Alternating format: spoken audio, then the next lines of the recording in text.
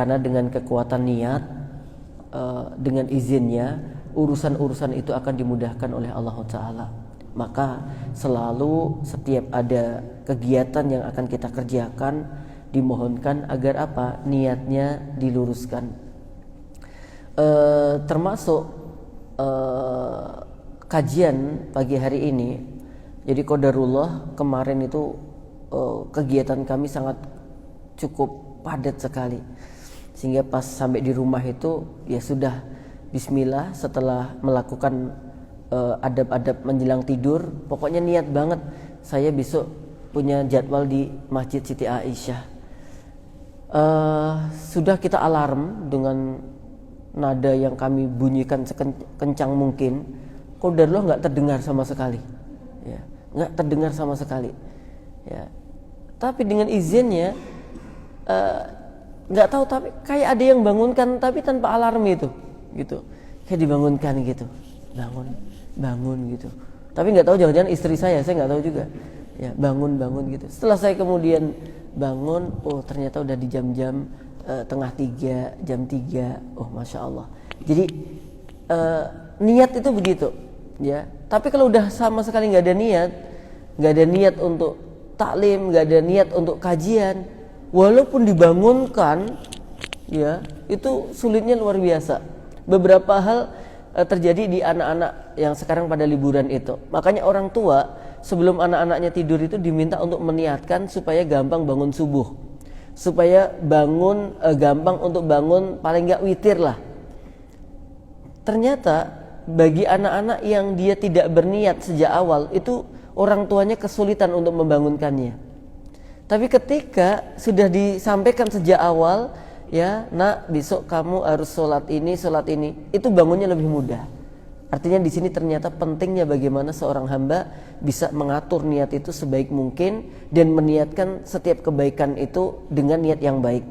Karena nanti kita akan dapati sebuah hadis, barang siapa yang dia tidur berniat, ya, untuk ibadah kepada Allah, kemudian berniat untuk bisa bangun sholat malam, itu kalau walaupun akhirnya terlewat, itu tetap mendapatkan pahala sholat malam dan tidurnya itu dianggap kebaikan. Itu kalau berniat untuk nantinya pengen bangun sholat malam, masya Allah. Nah, sehingga kita juga udah berniat sejak beberapa waktu yang lalu tentunya. Bismillah, kita akan mengadakan sholat subuh di sini, kemudian kita juga akan mengadakan kajian di sini. Nah, dengan itu semuanya Allah mudahkan urusan kita. Walaupun jalannya agak tertutup, tetap bisa tembus. Nah, gitu kan ya. Walaupun jalannya tertutup, tetap bisa tembus, bisa masuk ke lokasi sini. Ada beberapa jamaah saya lihat agak ragu-ragu mau masuk, ya, kayak dilarang gimana begitu, ya. Tapi alhamdulillah ala kulli hal dimudahkan urusan kita oleh Allah Ta'ala. Tema kita adalah bagaimana sebagaimana yang telah dicantumkan di flyer yang diedarkan, bahagia itu kalau kita dekat dengan Allah, gitu ya. Jadi bahagia itu kalau kita bersama dengan Allah. Bahagia itu kalau kita bisa ibadah kepada Allah. Bahagia itu kalau kita mendapat ridhonya Allah. Bahagia itu kalau apa yang kita kerjakan ini adalah amalan-amalan yang diridhoi oleh Allah Tabaraka wa Ta'ala. Jadi sebaliknya daripada itu, jauh dari Allah itu pasti akan sedih, ya. Tidak dekat dengan Allah itu akan sedih. Mendapatkan murka Allah itu pasti nggak enak, gitu. Nah, di kajian kita hari ini bagaimana agar kita bisa mendekatkan diri kepada Allah. Kemudian tanda-tanda orang yang dekat dengan Allah itu seperti apa sih? Ya, kemudian kebahagiaan yang akan kita terima juga macamnya kayak apa sih? Itu yang perlu kita lakukan. Jamaah yang berbahagia, dengan izin Allah kita juga saat ini diizinkan masuk 1 Muharram, ya. Kemarin Siti Aisyah juga mengadakan gebiar menyambut 1 Muharram, ya, tahun baru Islam. Dan ini juga bisa menjadi momentum yang terbaik bagi kita, karena di antara hal yang cukup penting terkait dengan Muharram itu adalah hijrah, itu ya, hijrah, ya, hijrah itu kan macam-macam. Kalau secara makna hijrah itu kan artinya berpindah, ya, bisa juga berpindah secara fisik, ya. Kalau Nabi Muhammad SAW dulu dari Makkah ke Madinah, itu bisa juga disebut dengan hijrah. Tapi juga hal yang sangat penting adalah berhijrah dari yang awalnya kita berada di perkara-perkara yang membuat kita jauh dari Allah, kemudian kita hijrah kepada perkara-perkara yang menjadikan kita dekat dengan Allah. Hijrah yang awalnya punya niatan-niatan tidak baik, kemudian kita meniatkan diri dengan hijrah ini untuk menjadi bisa lebih baik. Ini momentum yang sangat bagus sekali jamaah. Ya, 1 Muharram 1446 Hijriah, ya kan? Ini momentum yang luar biasa. Ya, sehingga kita punya menancapkan diri, oh aku mulai sekarang bakal berubah. Mungkin banyak amalan-amalan selama ini aku jauh dari Allah, mulai saat ini aku pengen melakukan amalan-amalan yang bisa mendekatkan aku kepada Allah. Naam, jamaah, kalau kita bicara dekat ya, bicara dekat, kita belumlah bicara dekat dengan Allah dulu. Kita dengan teman aja yang baik, teman yang baik, ya baik ini ya baik banyak halnya, ya baik akhlaknya, ya kemudian ya dia itu nggak cetil, apa cetil itu Pak? Nggak pelit gitu ya, kemudian suka menasehati. Itu kalau kita dekat dengan teman-temannya seperti itu, hati kita seneng nggak jamaah? Seneng kan? Jenengan punya teman, ya teman jenengan itu akhlaknya baik, ya teman jenengan itu mudah memaafkan, teman jenengan itu kalau punya sesuatu juga tidak pelit, teman jenengan itu selalu mengajak jenengan kepada kebaikan. Teman yang semacam ini kalau kita dekat dengannya, rasa itu enak gitu. Berbeda ketika kita memiliki teman yang teman itu selalu membuat kita tidak nyaman. Ya, kalau bahas ya mesti bahas yang tidak baik. Kalau ngobrol mesti arahnya kepada sesuatu yang nggak baik gitu. Ngajak jalan-jalan, tambah jalan-jalan ke kuliner yang tidak halal misalkan. Itu kan yo nggak apa-apa, yang penting kita kan lewat aja gitu. Yo nanti lewat-lewat lama-lama apa? Ada istilah witing tresno jalaran soko kulino ya toh. Itu makanya sekarang memang lebih apa ya, vulgar sih di mana-mana gitu ya. Ya kita punya iman, kita punya keyakinan, kita punya ilmu, tapi lama-lama kalau sering lihat kayak gitu, apalagi diceritakan rasanya enak terus, jadi penasaran itu, ya kan? Nah, jamaah yang berbahagia yang insyaallah dimuliakan oleh Allah Subhanahu wa taala. Nah, kalau kita punya teman-teman yang baik, ya kenalan-kenalan yang baik, itu tuh dekat dengan dia tuh bisa nyaman, asik, ya, merasa insyaallah akan dibimbing untuk melakukan kebaikan. Tapi kalau kita berteman dengan teman yang kurang baik, ya kita khawatir gitu. Jangankan ini bertemannya, jadi barang kita dibawa dia aja nggak nyaman gitu, khawatir nanti dipakai kemana dan seterusnya. Nah, jamaah, kalau kepada makhluk aja terkadang ada rasa-rasa tenang itu, rasa-rasa nyaman walaupun tidak sempurna. Ya, bagaimana kemudian kita dekat dengan zat yang menguasai langit dan bumi, yang memberikan rasa aman kepada semua makhluknya, yang mengkaruniakan rezeki kepada seluruh makhluk yang diciptakannya, yang selalu memberikan pintu taubat kepada hamba-hambanya yang bermaksiat, yang minta ampunan kepada Allah Tabaraka wa Ta'ala, yaitu Allah Ta'ala. Bagaimana kita tidak bahagia, bagaimana kita tidak senang. Nah, maka ayat-ayat kalau kita lihat, coba arahnya mendekat kepada Allah Tabaraka wa Ta'ala. Misalkan fafirru ilallah, larilah kalian mendekat kepada Allah, karena solusinya itu. Selama ini kita di dunia banyak masalah-masalah gara-gara kita ini jauh dari Allah. Maka solusinya adalah fafirru ilallah, larilah kalian menuju ilallah, wa anibu ilaih, dan bertobatlah kalian kepadanya. Makanya Muharram ini menurut saya sangat menjadi momentum yang sangat baik bagi kita untuk lari menuju Allah, ya, untuk bertaubat kepada Allah atas berbagai maksiat yang telah kita kerjakan. Dari situ nanti akan muncul kebahagiaan yang hakiki. Kenapa kita sampaikan kebahagiaan yang hakiki? Karena kadang-kadang ada kebahagiaan yang semu, yang itu hanya sementara, yang itu hanya menipu gitu. Tapi yang hakiki itu kalau kita dapat ridhonya Allah. Hakiki itu kalau kita bertaubat dan taubat kita diterima Allah. Itu kebahagiaan yang hakiki, teman-teman. Makanya Allah juga mengatakan wasari'u ila maghfiratin mir rabbikum wa jannah. Sama tuh. Ya, bersegeralah kalian menuju kepada ampunan Allah Subhanahu wa taala dan menuju kepada surganya Allah. Menuju ke sana, mendekat, nggak ada dalil-dalil yang memerintahkan kita jauh dari Allah. Bahkan makna daripada takut sekalipun kepada Allah dalam kitab Tazkiyatun Nafas artinya adalah takutnya kamu kepada Allah berarti mendekatlah kamu kepada Allah. Misalkan Imam Ali bin Abi Thalib mengatakan di antara makna takwa adalah al-khaufu minal jalil, ya, bahwa makna takwa adalah takut, ya, kepada Rabb kita, al-khaufu ilal jalil, yaitu takut kepada Allah Ta'ala.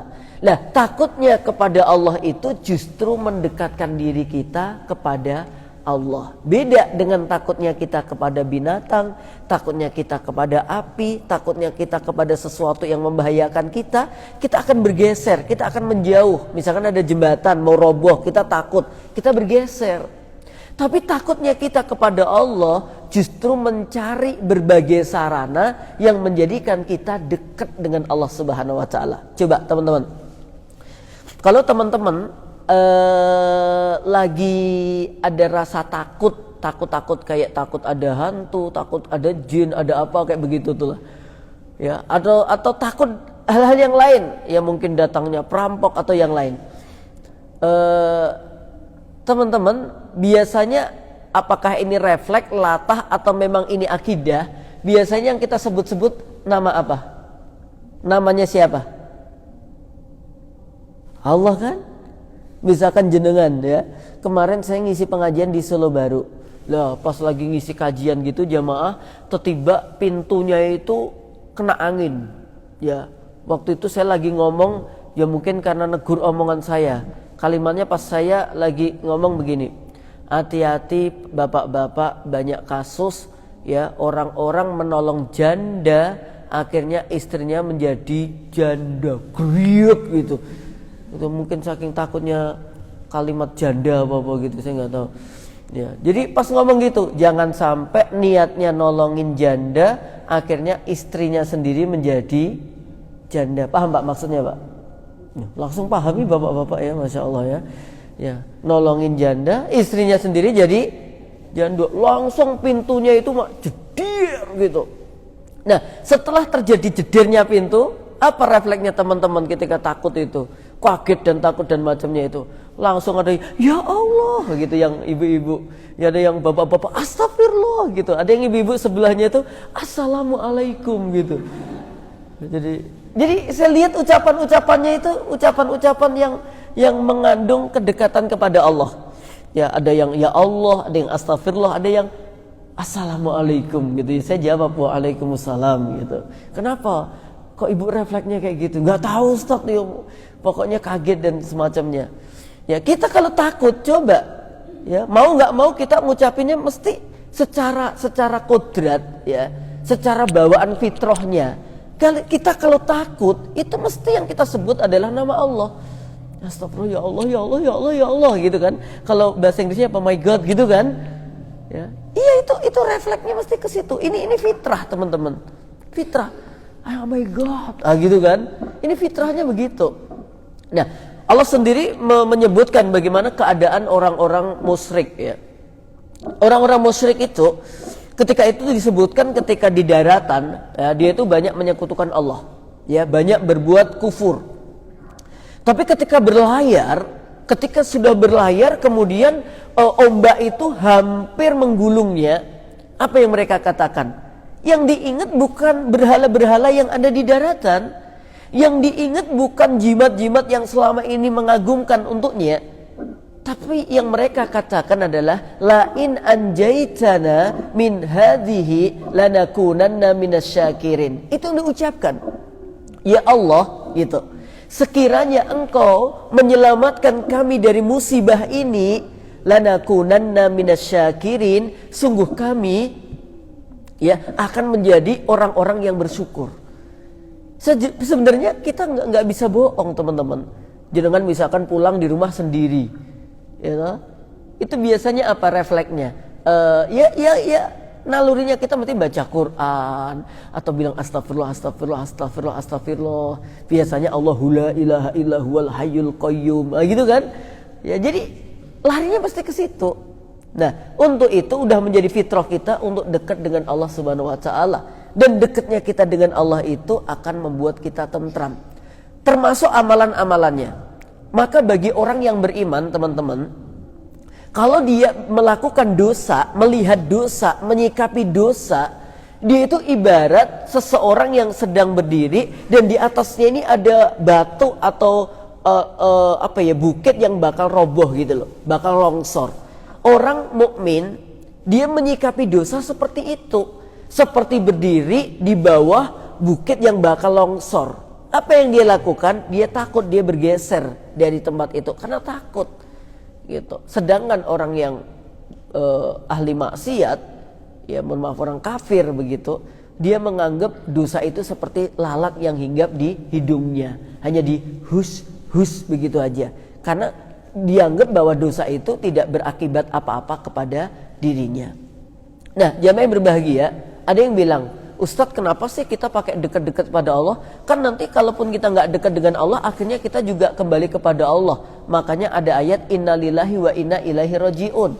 Sesungguhnya kita ini milik Allah dan akan dikembalikan kepada Allah. Oh iya, benar, kita bakal dikembalikan kepada Allah. Tapi kata Fudail bin Iyad di dalam kitab Jami'ul Ulum wal Hikam, ketika beliau dialog dengan seorang bapak usianya sekitar 60 tahunan lah ya. Dia ngobrol sama bapak itu. Ya, bapak usianya berapa gitu. Kemudian si bapak ini jawab, 60 tahun gitu. Oh, kata Fudail bin Iyad, berarti perjalanan bapak menuju Allah itu sudah dekat, udah mau sampai begitu. Kemudian si bapak bilang, innalillahi wa inna ilaihi rajiun. Gitu. Dia mengucapkan kalimat istirja, agak-agak kaget gitu. Wah, kalau 60 berarti udah dekat dengan Allah. Kemudian ingat, kata-kata dekat ini bukan berarti mesti dekat yang artinya diridhoi sama Allah. Belum, artinya dekat dengan kematian, artinya dekat untuk mengakhiri masa kehidupan di dunia. Habis itu si bapak bilang, innalillahi wa inna ilaihi rajiun. Kemudian Fudail bin Iyad bertanya, wahai bapak, tahu nggak bapak arti dari innalillahi wa inna ilaihi rajiun? Nah, selama ini yang kita pahami, innalillahi wa inna ilaihi rajiun itu pokoknya kita ini milik Allah kan gitu, dan bakal kembali kepada Allah. Kata Fudail bin Iyad, bapak, dikembalikan kepada Allah itu tidak semudah dikembalikan kayak barang apa begitu. Dikembalikan kepada Allah itu justru kita akan ditanya-tanya sama Allah, selama hidupnya digunakan untuk apa? Itu. Jadi tidak dikembalikan terus selesai begitu. Justru dikembalikan kepada Allah itu menjadi waktu perkara di mana di situ seorang hamba diminta mempertanggungjawabkan seluruh apa yang telah dikaruniakan oleh Allah kepadanya saat di dunia. Gitu. Lah, akhirnya si bapak tadi takut. Dia bilang, wah, kalau begitu caranya kembaliku rugi dong kepada Allah. Karena selama ini aku jauh dari Allah. Selama ini aku tidak dekat dengan Allah. Kemudian si bapak tadi bilang, ada nggak cara supaya aku bisa nanti kembalinya dalam keadaan baik? Ada, wahai bapak. Apa itu? Waktu yang tersisa gunakan untuk kebaikan. Maka kebaikan yang dilakukan saat ini akan menambah kebaikan dan menghapuskan dosa-dosa sebelumnya. Gitu. Jadi rumusnya itu, waktu yang tersisa manfaatkan, maksimalkan untuk melakukan kebaikan. Dengan kebaikan itu akan menghapuskan kesalahan-kesalahan sebelumnya. Innal hasanati yudhibnas sayyi'at. Sesungguhnya kebaikan-kebaikan itu dapat menghapuskan keburukan-keburukan. Dan sebaliknya kata bapak tadi, kalau kata Fudail bin Iyad, kalau bapak melakukan keburukan-keburukan di waktu yang tersisa, akan menjadikan tambahan bagi keburukan yang telah bapak lakukan sebelum ini. Jadi rumusnya seperti itu. Nah, kalau kita sadar selama ini agak jauh dari Allah, ini ada waktu.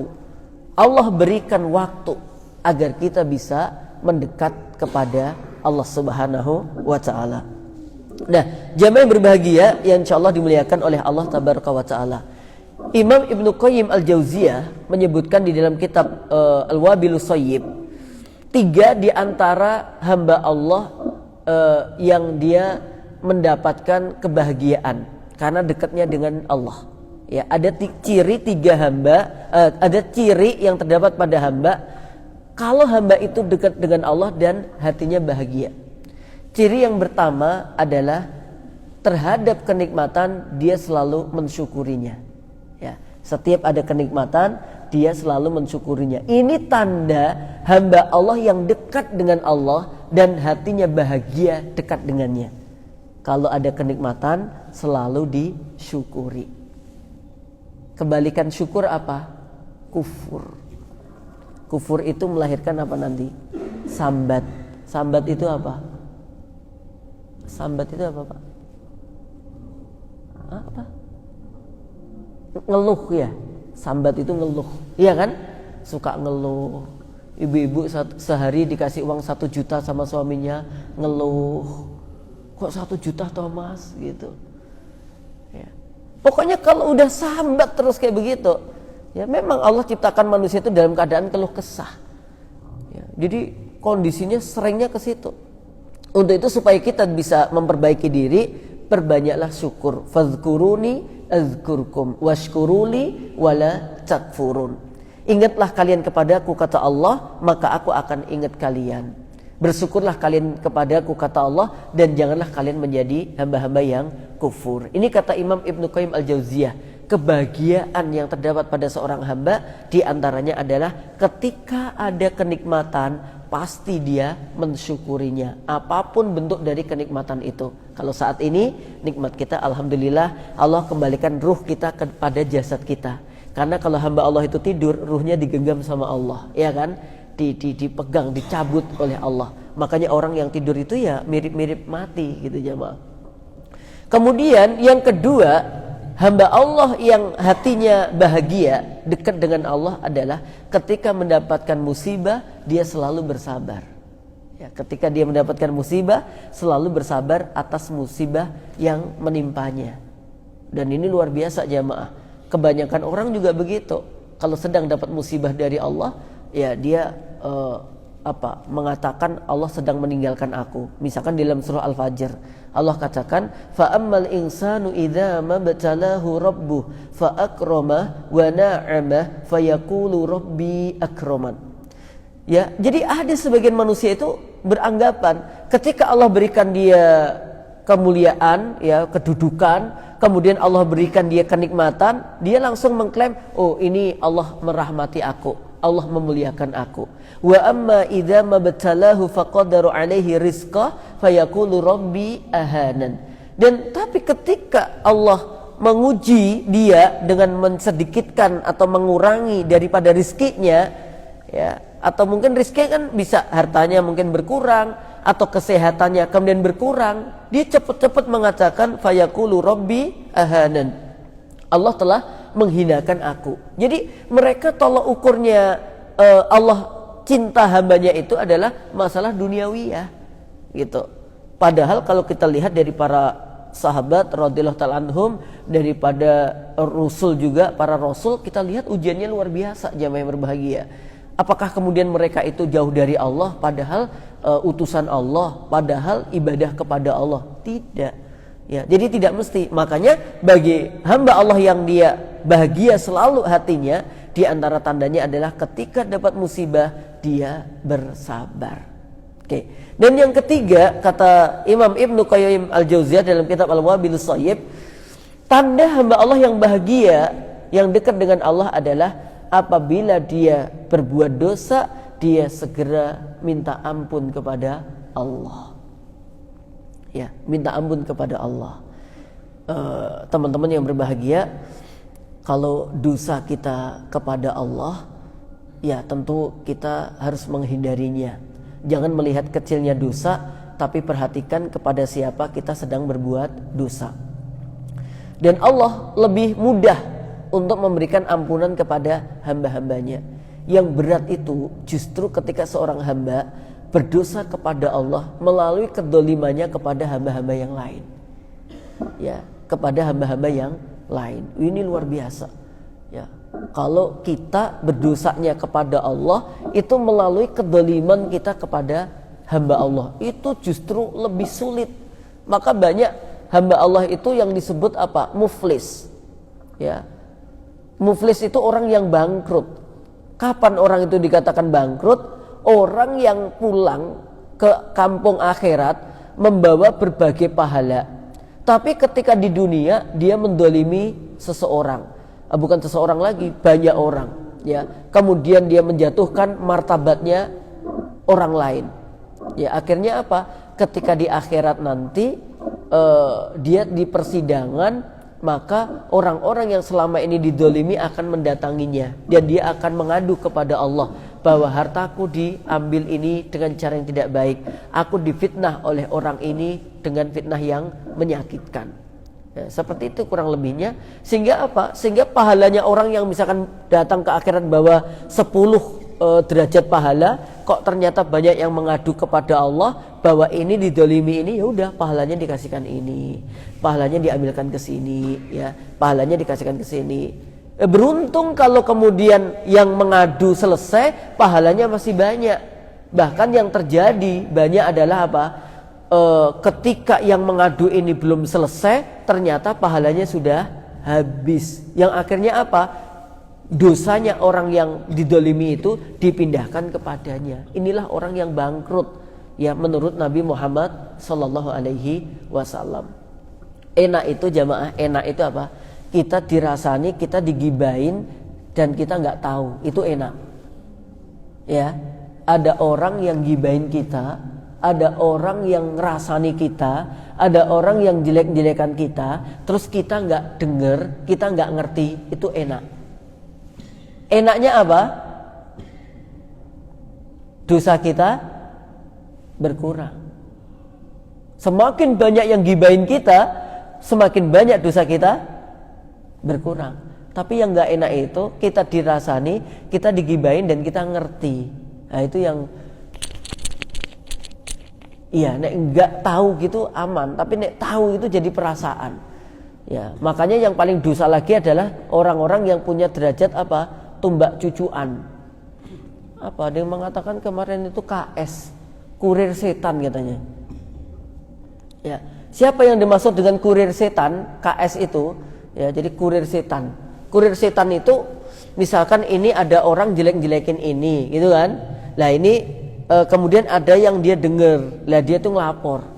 Mbak, kamu dijelek-jelekin itu loh, kamu difitnah. Lah ini namanya kurir setan katanya. Nggak tahu, ini nggak ada hadisnya loh ya penyebutan kurir setan itu, ya, tapi mengatakan begitu. Luar biasa. Saya pernah baca sebuah risalah begitu. Ada seorang syekh, ya, kemudian dia juga dikritiki, bukan dikritiki sih, ya kayak aibnya dibongkar sama seseorang begitu. Kemudian yang dengar itu melapor ke syekh. Syekh, di majelis sana ada yang membongkar keburukan syekh. Dia bilang apa? Ya, yang membongkar keburukanku justru kamu.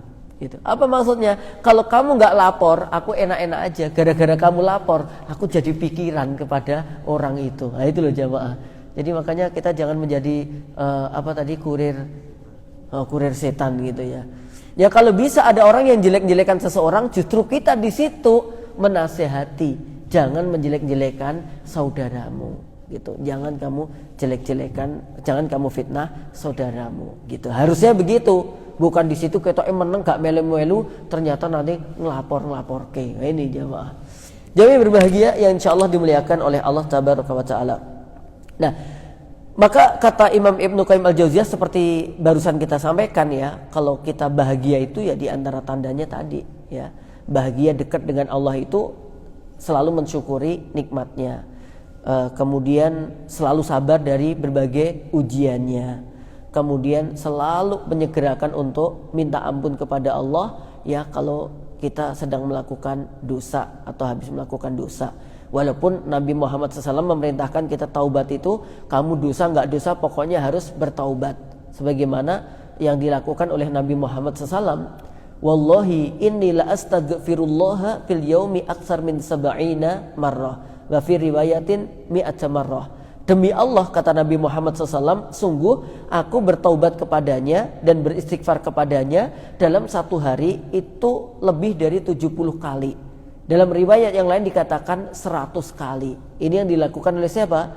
Nabi Muhammad SAW. Beliau dosanya udah diampuni, ya kalau terjadi udah dimaafkan, tapi Masya Allah Tabaraka Rahman, beliau tetap bertaubat dan beristighfar kepada Allah 70-100 kali. Harusnya kita lebih banyak lagi gitu.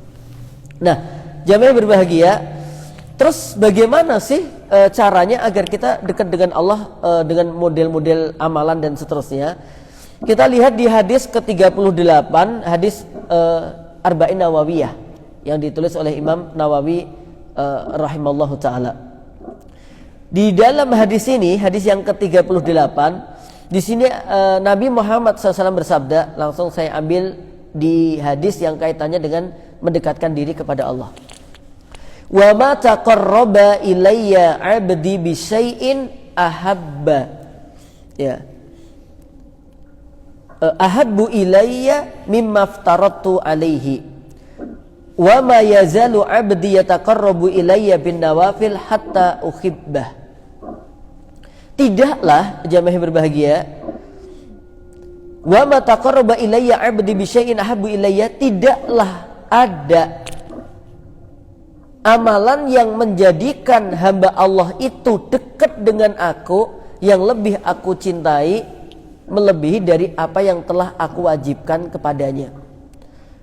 Ini menunjukkan bahwa amalan yang menjadikan sebab kita bisa dekat dengan Allah yaitu mengerjakan apa yang telah diwajibkan oleh Allah.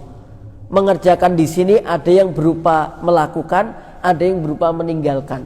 Ya, taat kepada Allah di sini ada yang berupa melakukan, misalkan kayak salat tahajud, ya kan, kemudian salat 5 waktu, begitu. Tapi juga ada yang bersifat meninggalkan perkara-perkara yang diharamkan oleh Allah Tabaraka wa Ta'ala. Jadi amalan-amalan wajib itu secara otomatis menjadi amalan yang menjadikan kita dekat dengan Allah. Dan tidak ada yang lebih dicintai oleh Allah dari amalan hamba itu yang melebihi cintanya Allah kepada hamba yang melakukan kewajiban-kewajibannya. Jadi ibu-ibu misalkan ada hadis idza sholatil mar'atu khamsaha, wajib ini ya, jika seorang wanita menjaga salat 5 waktunya. Kemudian wasomat syahroha, dan seorang wanita yang dia berpuasa di bulan Ramadannya, wajib semua ini. Wa ahsanat farjaha, dan seorang wanita yang dia menjaga kehormatannya, wajib semua ini. Wa ata'at zaujaha, dan seorang istri atau wanita yang dia taat kepada suaminya. Apa? Qilalaha, dikatakan kepadanya, udkhulil jannata, masuklah ke dalam surga, min ayyi abwabil jannati syi'ti, silahkan masuk surga dari pintu mana yang paling kamu sukai. Jadi 4 hal ini menjadikan seorang wanita, seorang istri dekat dengan Allah, menjadikan seorang istri atau wanita menjadi dicintai oleh Allah dan bakal bahagia hatinya. Yang wajib, ini wajib semua. Makanya nanti yang sunnah hukumnya berbeda. Ya, hukumnya berbeda. Walaupun juga di sini wa ma yazalu 'abdi yataqarrabu ilayya bin nawafil hatta uhibbah. Dan begitu juga dengan amalan-amalan nawafil, amalan-amalan sunnah itu menjadikan seorang hamba dekat dengan Rabb-nya. Kalau kita lihat di dalam kitab Jami'ul Ulum wal Hikam, Imam Ibn Rajab Al-Hambali menjelaskan tingkatan dekat kepada Allah itu 2. Ya, tingkatan yang pertama adalah hamba-hamba Allah yang menjaga kewajiban-kewajibannya. gitu. Ini amalan yang pertama yang paling menjadikan Allah dekat dengan hamba. Yang kedua yaitu mengerjakan sunnah-sunnahnya. Maka yang didahulukan adalah yang wajib dulu, baru yang sunnah. Nah, kemudian sebagian berpendapat dua-duanya ini, ya, maksudnya begini, hamba Allah yang sudah melakukan kewajiban ditambah sunnahnya gitu, bukan dipisah satu wajib satu sunnah, ya.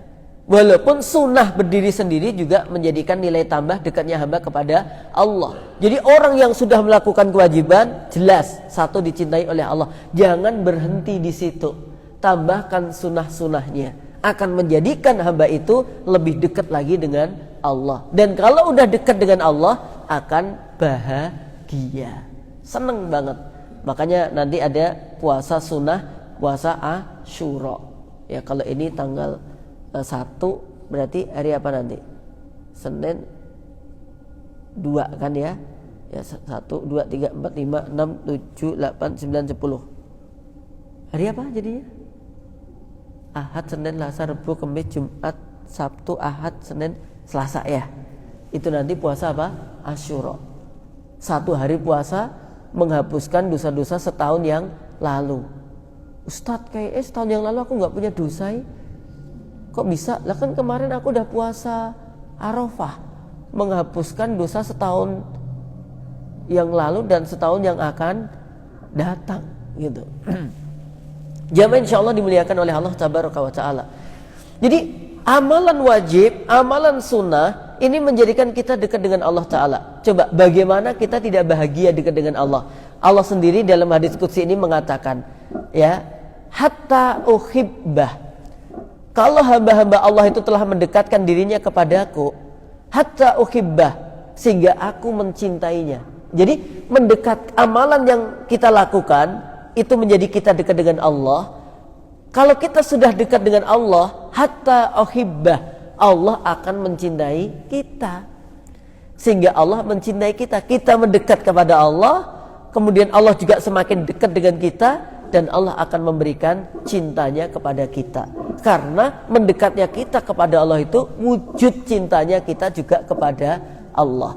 Saya teringat di dalam kitab Tazkiyatun Nafas ada kalimat begini. Ada seorang wanita menasihati anaknya. Qalati imra'atun minas salafi li auladiha faqalat lahum. Berkatalah seorang wanita di masa salaf menasihati anak-anaknya, ya. Ausat gitu ya. Ausat imra'atun minas salafi auladaha faqalat lahum, atau sebagaimana narasi atau kalimatnya. Berkatalah seorang wanita memberikan nasihat kepada anak-anaknya di masa salaf. Kalimatnya begini, ta'awwadu hubballah. Biasakanlah kalian cinta kepada Allah, wa ta'atahu, dan selalu mentaati Allah. Ini berarti mendekatkan diri kepada Allah. Kemudian fa innal muttaqina, sungguh orang-orang yang bertakwa itu ulifu bitta'ah, dia akan lembut hatinya dengan adanya ketaatan. Fa in arada, apabila menawarkan lahum kepada mereka al-mal'unu, setan. Al-mal'unu artinya setan. Apabila setan menawarkan kepada orang yang sudah taat kepada Allah, ya, maka bil maksiat, bimaksiatin, dengan sebuah kemaksiatan, apa yang terjadi? Marrotil maksiatu, maksiat akan bergeser muhtasimatan, dalam keadaan menyesal. Kenapa? Karena orang-orang yang taat, yang dekat kepada Allah itu diajak maksiat nggak mau, diajak maksiat dia mengingkarinya. Tadi ada kalimat yang terlewat, fahtawa hasad bigoiriha. Hati orang mukmin itu akan lembut dengan taat kepada Allah, dan jawarihuhum itu fisiknya akan menjadi liar kalau tidak taat gitu. Makanya kalau hamba Allah itu udah dekat, udah taat, kalau maksiat datang, ya, maksiat itu disuruh setan ya untuk menggodanya, atau orang itu digoda oleh setan dengan maksiat, maksiatnya bergeser, nggak mau. Kenapa? Dia yakin orang ini nggak mau bermaksiat. Muhtasimatan, sampai saking dekatnya dengan Allah, dia nggak mau untuk melakukan kemaksiatan. Dia tahu kalau aku maksiat Allah murka, kalau aku maksiat Allah nggak ridho dengan aku, dan seterusnya. Nah, jamaah berbahagia, kalau sudah dapat cintanya Allah, kalau sudah dekat dengan Allah, lihat apa yang terjadi. Kuntu sam'ahu alladhi yasma'u bihi. Allah mengatakan, aku akan menjadi pendengarannya ketika dia mendengar. Maksudnya Allah akan selalu membimbing pendengaran setiap hamba itu. Kalau dia udah cinta kepada Allah, dia akan dihindarkan dari sesuatu pendengaran yang gak baik. Suara-suara yang gak baik itu dihindarkan oleh Allah darinya. Jadi yang didengar dia itu yang baik-baik aja, gitu. Ada orang rasan-rasan nggak tahu, tiba-tiba tidur gitu mungkin ya. Ya, ada orang-orang gibah itu nggak tahu kok gak kerungu gitu loh. Oh, hebat kan? Gitu. Atau mungkin pas rasan-rasan temennya dia tiba-tiba pergi, gitu. Nggak tahu lagi ada acara apa, sehingga tidak dia dijaga gitu. Atau dia diberi kendali oleh Allah ketika akan mendengarkan sesuatu yang jelek, dia dikasih petunjuk. Jangan kamu dengarkan, ini tidak bermanfaat, ini tidak baik, dan seterusnya. Kemudian kalau sudah dekat dengan Allah, wa basaruhu alladhi yubsiru bihi, maka Allah tabaraka wa ta'ala akan menjadi ya penglihatannya ketika dia melihat. Artinya Allah menjaga penglihatan seorang hamba. Ya, jadi dikendalikan oleh Allah supaya hamba itu tidak melihat hal-hal yang tidak baik. Ya, sinetron sama Quran, kira-kira milih mana itu nanti? Nek saya kok baru nonton sinetron terus baru nonton Quran Ustadz. Wow, gitu ya. Semuanya diambil gitu. Apa dengan apa gitu? Ini menjadi pilihan jemaah. Wa basaruhu alladhi yubsiru bihi. Ya. Kemudian wajadahu allati yabtishu biha. Tangannya juga dikendalikan oleh Allah, tidak melakukan hal-hal yang dibencinya. Terus yang menjadi kemudian nanti juga kakinya ya, rijlahu ya, kakinya kemana dia melangkah itu dibimbing oleh Allah. Kemudian coba teman-teman yang berbahagia, kalau kita sudah dekat dengan Allah, apa kata Allah? Wa in sa'alani la u'tiyannahu.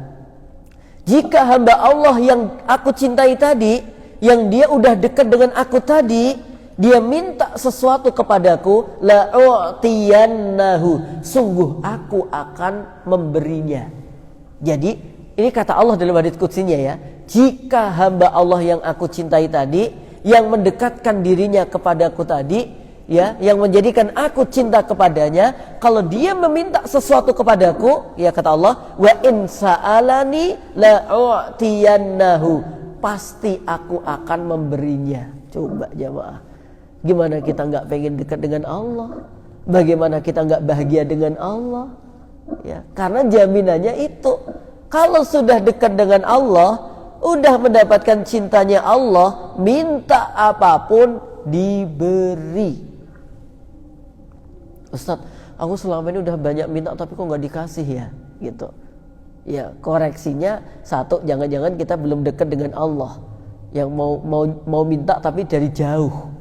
Ya, walaupun ya Allah Maha mendengar, tapi kalau kamu jauh darinya, bagaimana Allah akan mengabulkan doa-doamu? Wong kamu jauh, maknanya itu jauh itu karena bergelimang maksiat kan gitu.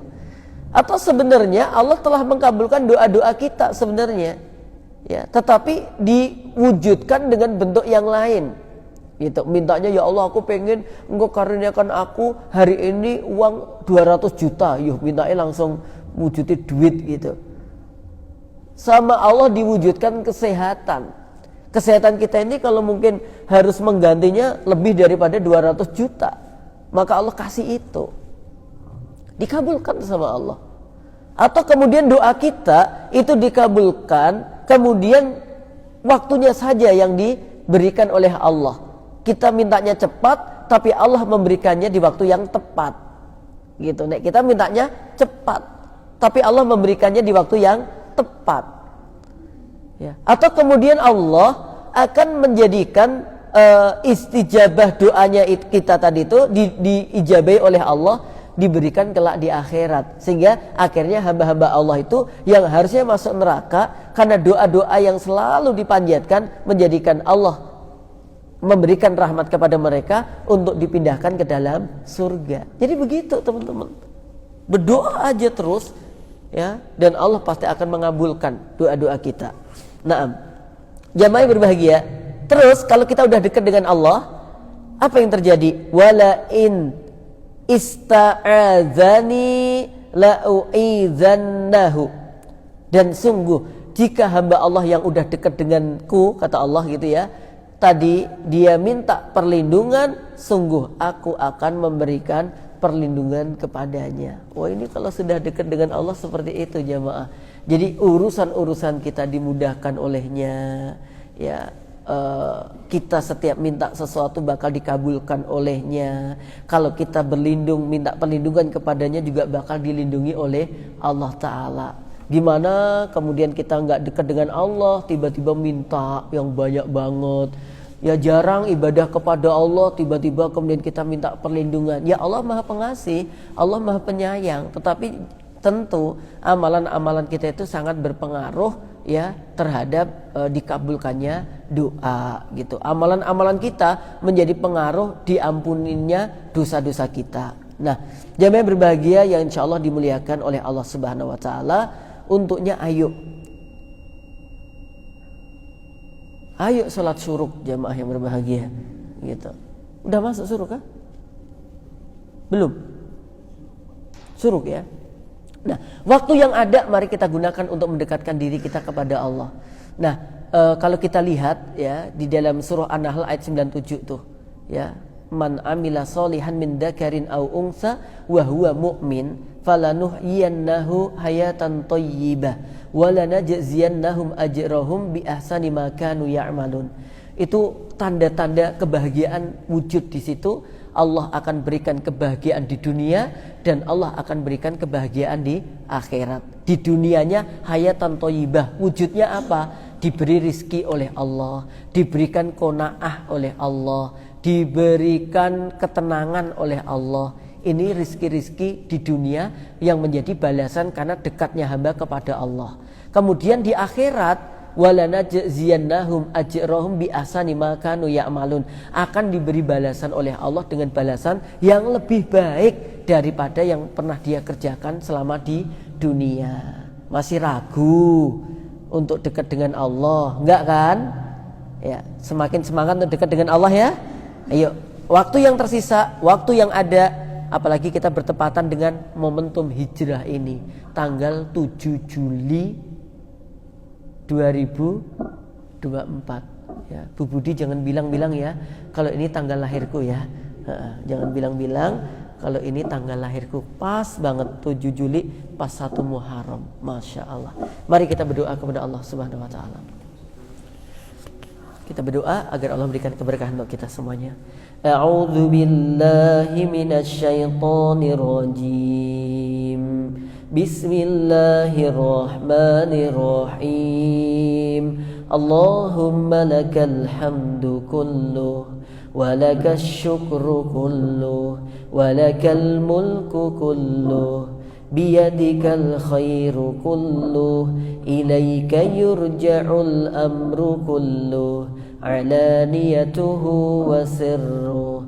Allahumma ghfir lana dhunubana wa kaffir anna sayyiatina wa tawaffana ma'al abrar. Allahumma ghfir lana wa liwalidina warhamhum kama rabbawna sigara. Rabbana hab lana minas salihin. Rabbana hab lana min azwajina wa dhurriyyatina qurrata a'yun waj'alna lil muttaqina imama.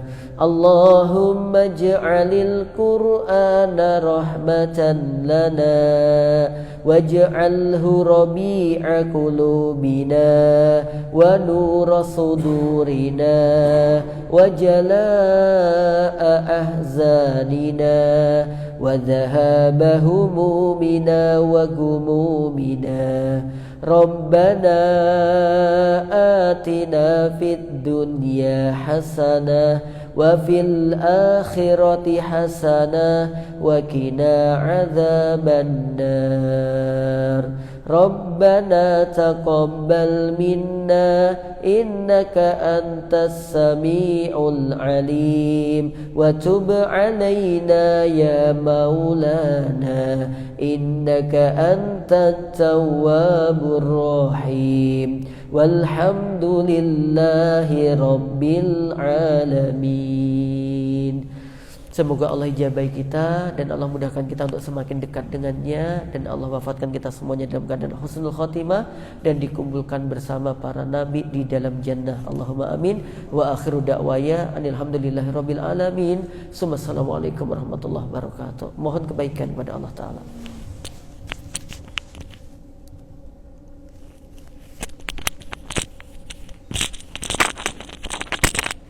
Sudah masuk ya surutnya?